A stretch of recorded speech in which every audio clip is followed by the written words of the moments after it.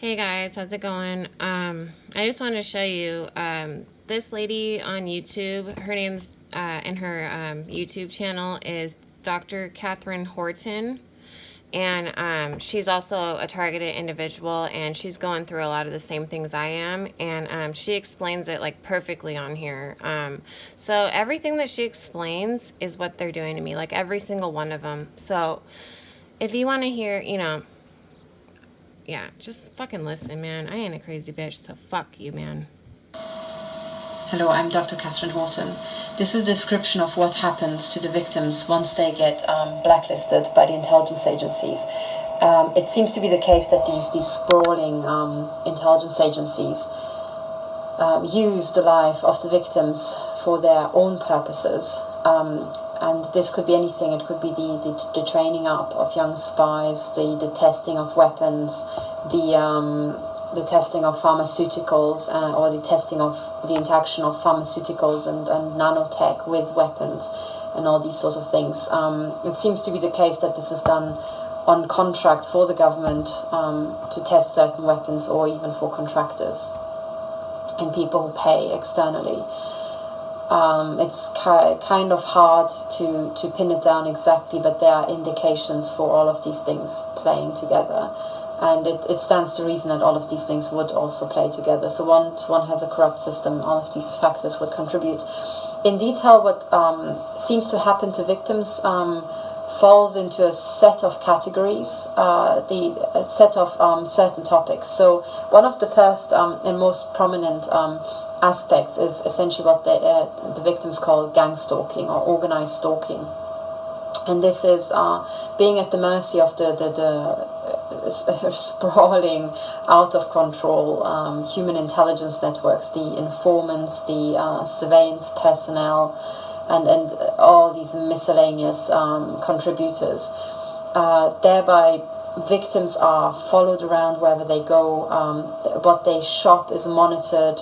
What they buy online is monitored, so it also goes hand in hand with the surveillance of the electronic communications, email surveillance, phone surveillance, all of these things. So a total surveillance of not just everything they say inside their home, as well as outside their home, over digital communication methods, over phone, also by post. So post is opened.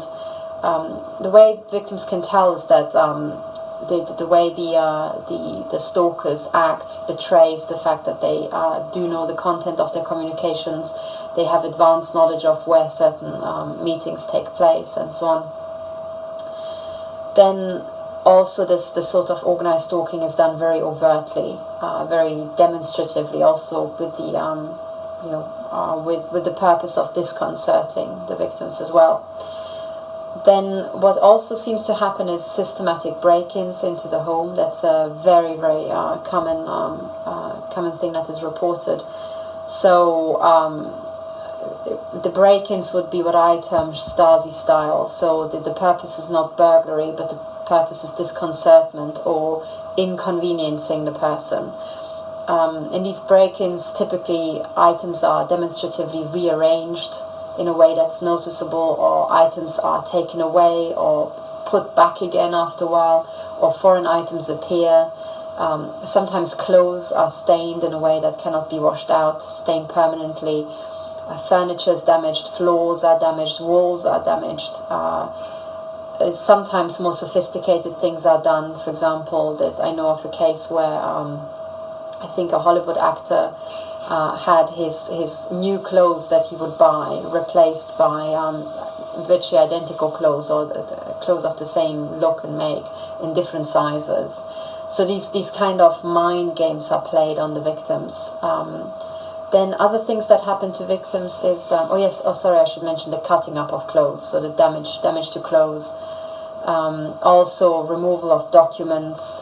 As part of the break-ins, also what happens is break-ins into their computer, so damage to electronic equipment remotely or actually through entry in the home, poisoning of food or contamination of food inside the home that's being consumed by the victims. Sometimes it is also smear campaigns and slander in the community, which is then backed up with, for example, the downloading of criminal content, for example, child pornography, onto the computers of the victim. And this is just the beginning. So this is just what falls under the organized stalking and harassment category. So, digital harassment, digital sabotage, psychological torture, and these Stasi methods. Then come a new category, which is attacks with electromagnetic equipment.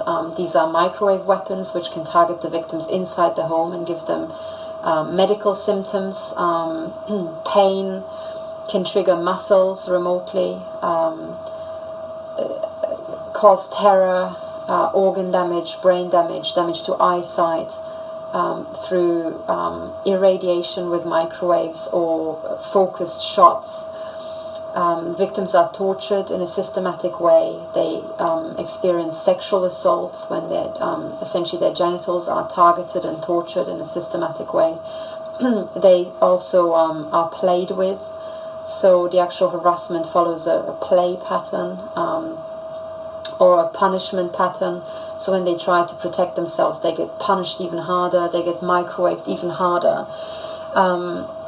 Then there's, on top of the microwave weapons, there's an extra layer, which is it falls in the same category. It's called voice to skull. This is a technology whereby sound can be essentially beamed into the head. So instead of using the ears, it is stimulating the actual auditory system inside the head, either by using the pathways, so the neural pathways, or actually parts of the brain, to transmit speech essentially. So by using the actual internal anatomy of a human to make it operate like a radio, pick up signals like a radio, simply because the actual neural and the nerves transmitting signals operate just like like the electronics in a radio to a certain extent. Now the victims experiencing voice to skull experience harassment, intimidation, death threats, humiliation, sexual abuse, sexual denigration, racism, everything you can imagine. I don't know of a single victim who is being blasted with really positive, encouraging words through the voice to skull technology. There is so the voice to skull goes back to patents in the 1970s, but these days it has been around. It has been diagnosed by psychiatrists for absolutely decades. Now, these days, there's a TED Talk, for example, on a technology that uses these principles that has been put together by an inventor just on his own. I mean, this is not Raytheon or any of these other arms manufacturers. This is literally just an inventor, as far as I can tell. And his TED Talk, I think it's called, Hypersound or something like that? I think the name is Woody Norris, I think. So I'll try to put a link below this. There's a second device called the Scream, which I think is manufactured by an Israeli company for crowd control, so-called. It beams voices, or I think that particular device beams the sound or the perception of a loud screech into people's heads, which is extremely unpleasant. And I've read about one journalist who said that he experienced that at a protest in the Middle East, and he fled the scene, and even after 500 meters he still had the same sound at the same amplitude, same volume in his head. So this can be achieved with targeted beams. So the voice to skull is used on many victims.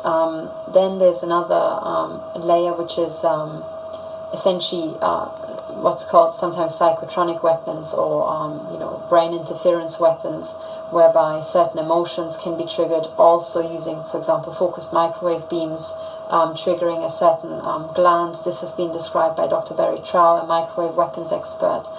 But there are many other ways human emotions and thought processes can be interfered with. And a new technology seems to be this remote neural monitoring, or what's known as remote neural monitoring, whereby human beings are remote controlled, so their brain signatures read out, and the signal that the brain generates during activity is essentially read out, analyzed, and then fed back to human beings, who are then, made to do the same activities. So reports are that the speech can be forced. They can be forced to say certain things that they don't mean to say. Their limbs can be controlled. Their hands can be remote steered. Their limbs can be made to jerk. Eye movement can be controlled. Perceptions can be controlled. The actual brain thought processes can be overloaded or can be forced onto certain topics. The internal dialogue can be forced onto certain topics. Victims are also electroshocked or receive a pulse to the head if they don't think the right things. So this is done by hooking up essentially the analysis of their brain functionality to a supercomputer and reading it out remotely. As I understand it, it can be enhanced with certain compounds or certain synthetic nanotech particles or agents that the victims can ingest or can be injected with. Victims are also implanted non-consensually. These implants can do many things: cause pain, read out their bodily functionality, read out their speech, read out their subvocal speech. So this is when humans are thinking and don't vocalize, they just kind of subvocalize. They have the internal speech running. And essentially the situation seems to be that what victims become is a plaything, and it's to the first order outlaws without any human rights whatsoever. And they become a plaything and an avatar for testing purposes of the intelligence agencies. So they will have anything you can imagine done to them, not just property damage and Stasi-style stalking or COINTEL-style stalking, but also mind interference, very much akin to the death camp experiments from the Nazi times, the MK Ultra trauma-based mind control experiments, horrific injuries due to systematically being shot into with these microwave weapons inside their four walls.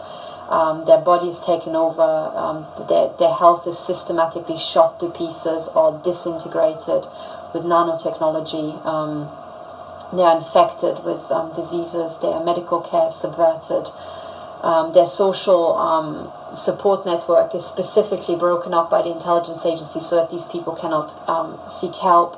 Their income opportunities are devastated. Their companies are bankrupted. They lose their job. They are made to lose their job.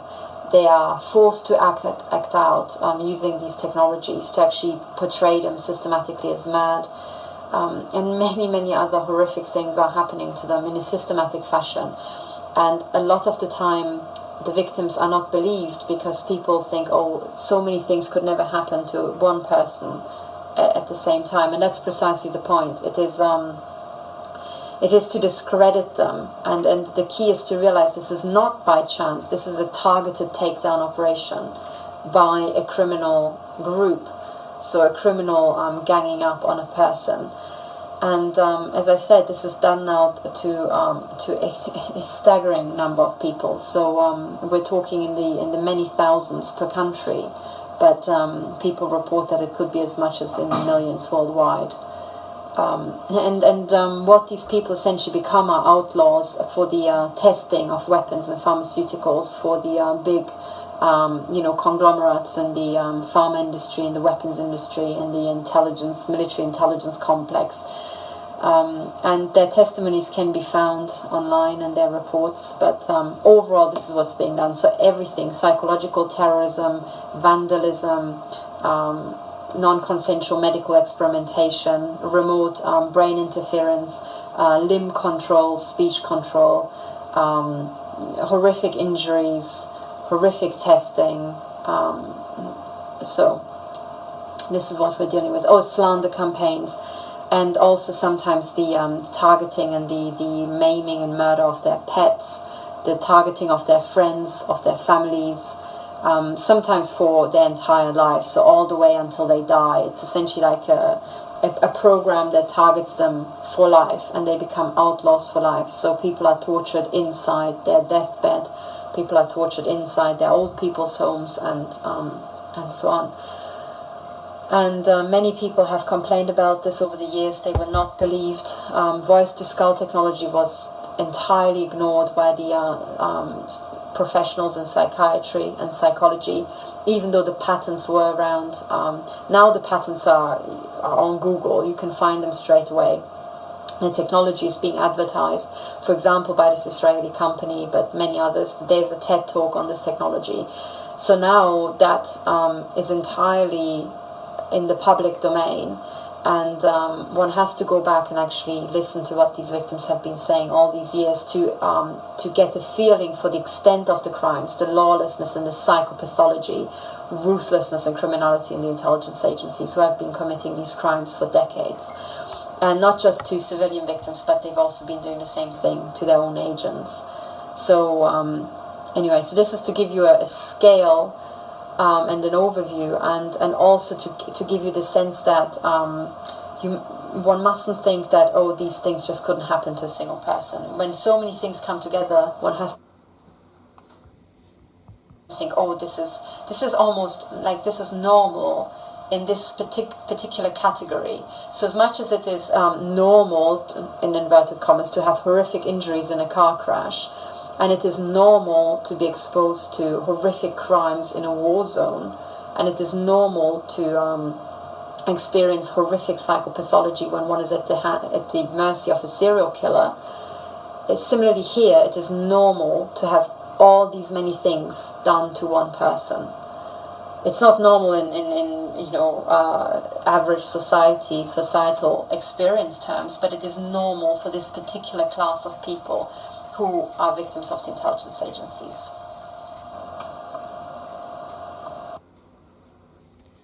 So yeah, guys, that explains everything that I'm going through. So yeah, once again, I'll tell you, I'm a targeted individual, and I've been targeted for many, many fucking years. I've been waking up since 2008, and I've been targeted ever since I started waking up, but it's been really bad, like, this past, like, 1.5, actually, it's been, like, I think it's been 2 years now straight. I don't know, 1.5 to 2 years straight, nonstop. Everything that she explains in this video, they're doing to me, every one of them. So that's what I'm going through. I'm being tortured so bad. Like, I don't know. You can think whatever you want to think about me, you know, whatever. I don't care anymore, you know. Like, I'm already dead, fool. I'm already dead. So, yeah.